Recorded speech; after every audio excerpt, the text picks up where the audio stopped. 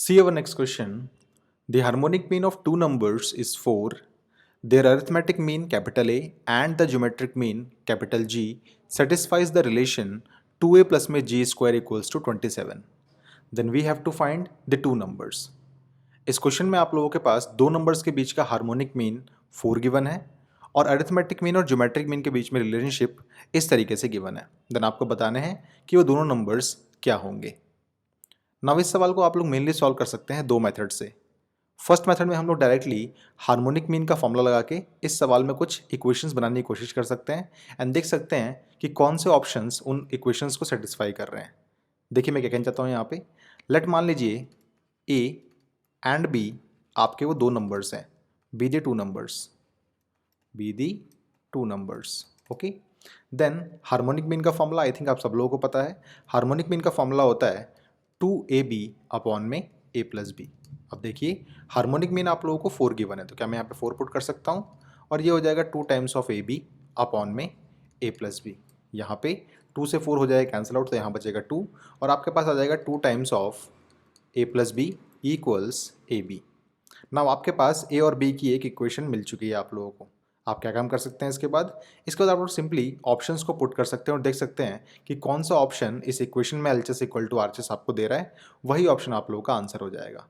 चलिए हम यहाँ पे एक एक करके ऑप्शंस को पुट करते हैं और देखते हैं कि कौन सा आंसर हमें ये इक्वेशन को सेटिस्फाई करवा रहा है। तो अगर आपने a इक्वल्स टू 4 लिया और b इक्वल्स टू 2 लिया तो ये बन जाएगा 2 इंटू में 6 विच इज़ 12 एंड यहाँ आपके पास आएगा 8। तो 12 नॉट इक्वल्स टू 8 है, इसका मतलब ये ऑप्शन यहाँ से एलिमिनेट हो जाएगा। चलिए बी ऑप्शन को देखते हैं। a इक्वल्स टू लिया 6, b इक्वल्स टू लिया 3, तो आपके पास आएगा 2 into 9 which is 18 and 6 into 3 is also 18। तो ये ऑप्शन हमारा अभी आंसर हो सकता है। अभी आप कभी भी ऑप्शन एलिमिनेशन टेक्निक के अंदर कभी भी जो आंसर सही आया आपके पास उसको सही नहीं बोलना आपको, जब तक आपके सारे के सारे आंसर्स एलिमिनेट ना हो जाए, ओके। नाउ देखिए 5 और 7 अगर आपने पुट किया यहाँ पे तो आपको मिलेगा 5 plus 7 is 12, 12 into 2 is 24 and यहाँ पे आपको मिलेगा 5 इंटू 7 इज़ 35। दोनों इक्वल नहीं है, इसका मतलब ये भी ऑप्शन यहाँ से एलिमिनेट हो सकता है।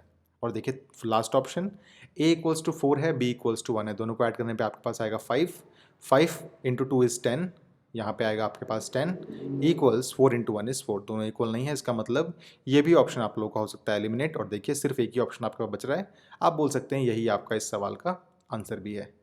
तो ये था मेथड नंबर 1 इस क्वेश्चन को सॉल्व करने का। नाउ देखिए एक और मेथड क्या है।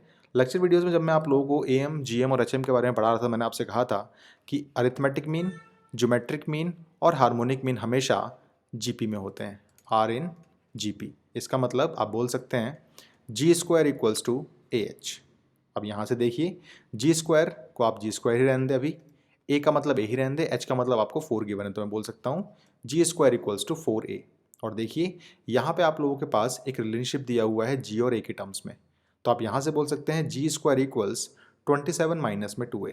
तो मैं यहाँ पे G स्क्वायर की जगह पे 27 माइनस में 2A पुट कर देता हूँ और यहाँ पे तो मेरे पास 4A है ही। नाउ ये हो जाएगा 27 इक्वल्स 6A और I can say arithmetic mean of two numbers will be what, will be 27/6 और आई कैन से सिंपली 9/2।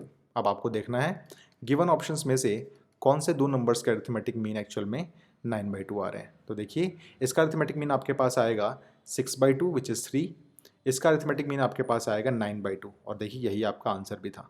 और ऑप्शन चेक कर लेते हैं हम लोग एक बार। इसका अरिथमेटिक मीन हमारे पास आएगा 12/2 यानी कि 6 और इसका अरिथमेटिक मीन आपके पास आएगा 5/2। सो सिर्फ यही ऑप्शन यहाँ पे सेटिस्फाई हो रहा है, इसका मतलब बी ऑप्शन ही हमारा इस क्वेश्चन का करेक्ट आंसर होगा, ओके।